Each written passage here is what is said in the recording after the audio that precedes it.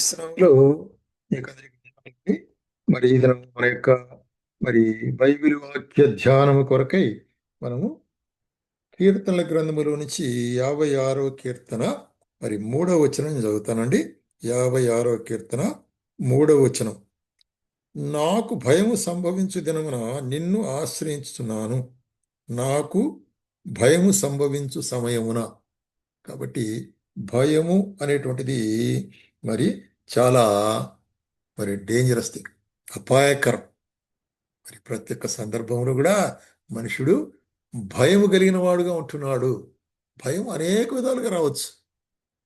అయితే ఇక్కడ నాకు భయము కలుగు దినము అంటే మనం ఒక్కొక్క దినము అనేక కార్యాల కొరకే భయపడతా ఉంటాం అనమాట. అనేక కార్యాలు మనల్ని భయపెట్టేటివిగా ఉంటుంది. అయితే ఇక్కడ కీర్తనకర్త ఏమంటాడంటే, నేను నిన్ను ఆశ్రయించదును ప్రభువా, నీవు నాకు ఆశ్రయము.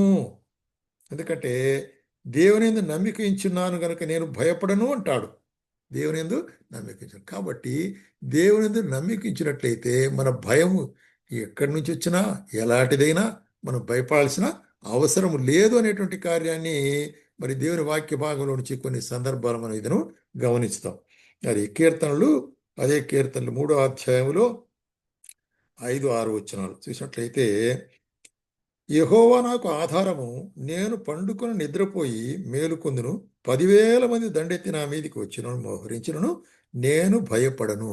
ఏంటండి ఎంత గొప్ప అంటే, సైన్యమే నా మీదకి వచ్చినా కూడా నేను భయపడను అంటాడు. మరి చూసినట్లయితే మరి లో ఒక అనుభవాన్ని చెప్తుంటున్నాడు అన్నమాట.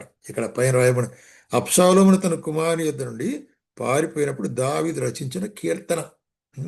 చూసినట్లయితే, నేను పండుకొని నిద్రపోతాను, 10,000 మంది దండెత్తి వచ్చిన నేను భయపడను. మరి అటువంటి యొక్క సైన్యము, శత్రువులు మన మీదకి వస్తారు అంటే ఎవరికైనా నిద్ర వస్తుందా? రాదు. కాబట్టి అటువంటి సందర్భంలో కూడా అంటే అటువంటి భయాన్ని కూడా మరి నేను భరించగలను, నా దేవుని ఆశ్రయించగలను అనేటువంటి కార్యం ఎంత గొప్ప. మరి ఇది ఆ గుణలక్షణం గమనించండి. అట్లాగే 27వ కీర్తనలో కూడా ఏమంటాడు, దావీదు రాస్తుంటున్నాడు, యెహోవా నాకు వెలుగును రక్షణై ఉన్నాడు, నేను ఎవరికి భయపడదును? యెహోవా నా ప్రాణదుర్గము, ఎవరికి వెరతును? నా శరీరం మాంసము తినుటకై దుష్టులు నా మీదికి వచ్చినప్పుడు. శరీర మాంసము తినుటకై, కొన్ని సందర్భాల్లో శరీరము మాంసము తినుటకై దుష్టులు అంటే మనుషులు కాదు, కానీ దుష్టత్వం అనేటువంటిది లేక సాతాను క్రియ అనేటువంటిది నా శరీరములో వ్యాధి కలిగిన, బాధ కలిగిన, నొప్పి కలిగిన అనేటువంటి కార్యానికి మనం సాదృశ్యంగా తీసుకోవచ్చు. ఎందుకంటే శరీరాన్ని బాధించేది వ్యాధి కదా.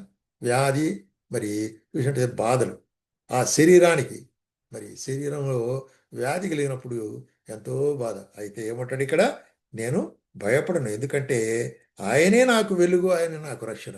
ఒకవేళ శరీరంలో బాధ కలిగి మరి శరీరంలో వ్యాధులు కలిగినప్పుడు మరి నా జీవితం చీకటైందే అని అనుకునేదానికి వీలు లేదు. కారణం ఏంటంటే ఆయన నాకు వెలుగుగా ఉంటున్నాడు అనే కార్యాన్ని కీర్తనకర్త ద్వారా మనం నేర్చుకోవాల్సిన విషయం ఉంటున్నది.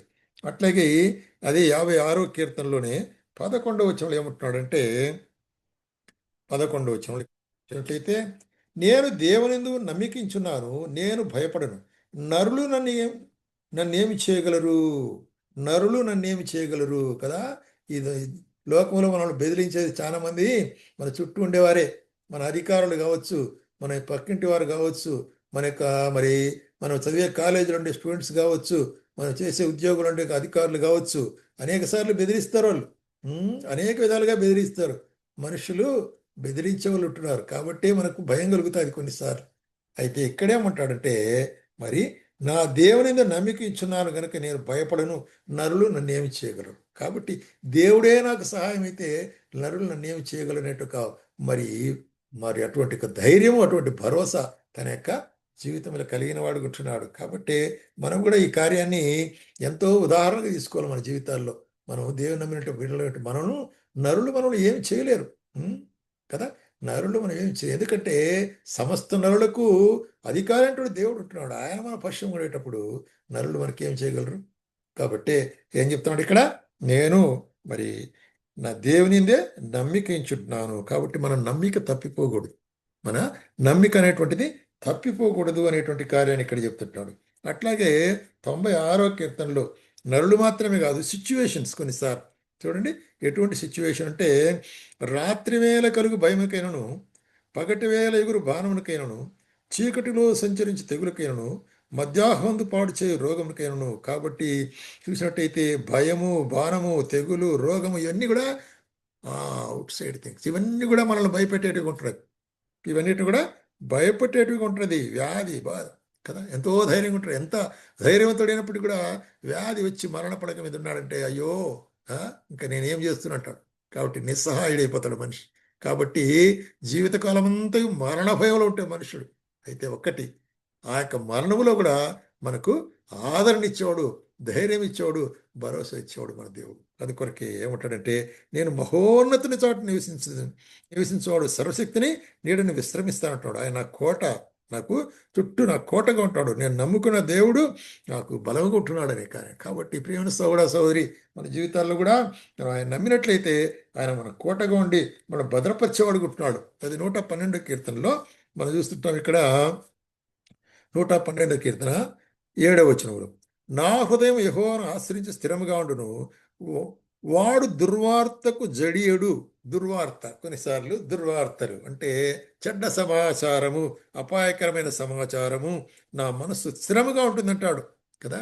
కొన్ని సందర్భాల్లో మనం షాకింగ్ న్యూస్ అంటారు చూడి, అటువంటి వినాల్సి వస్తుంది. ఏదో మరి ఎరగకుండానే తెలిసి తెలియకుండానే మనకు సమీప బంధువులైన వారు, మన వాళ్ళైన వారు, ఆరోగ్యముగా బాగుండే వాళ్ళు సడన్గా మరి మరణించినట్టనే వెంటనే ఏమవుతుంది? It is called shocking news. కాబట్టి దుర్వార్త, అటువంటి దుర్వార్త వచ్చినప్పటికి కూడా నేను జడియను, నా మనసును స్థిరంగా ఉండును అని కీర్తనకారు చెప్తున్నాడు. కాబట్టి ఈ భయములన్నింటిలో నుంచి మనము ధైర్యంగా ఉండాలంటే ఏం కలిగి ఉండాలా? మనము ఆయన ఆశ్రయించిన వారముగా ఉండాలా, ఆయనే మనకు ఆశ్రయుడుగా ఉండాలా, ఆయనది మనము నమ్మిక ఉంచిన వారు ఉండాలా. కాబట్టి శరీరధారులు నన్ను ఏమి చేయగలరంటాడు. కాబట్టి నేను దేవుని యందు నమ్మికించుతున్నాను. నాకు భయం సంభవించు దినమున, ఏమండి, నీకు నాకు భయం సంభవించే దినమున మన దేవుడు మనకు ధైర్యమును కృపనిచ్చి అడుగుతున్నాడు. మరి పరిస్థితులు కానీ, వ్యాధులు కానీ, బాధలు కానీ, భయం కానీ, ఏ విధమైన నరుల ద్వారా ఏర్పడే కార్యముల ద్వారా ఎవ్వరూ ఏమి చేయలేరు. ఎందుకంటే ఆయన మనకు బలమైన కోటగా, భద్రమైన దుర్గముగా ఉంటున్నాడు. కాబట్టి ఆయనందు మనము నిత్యము విశ్వాసము గల వారు ఉంటూ ప్రభు మనకు సహాయం చేయనుగా.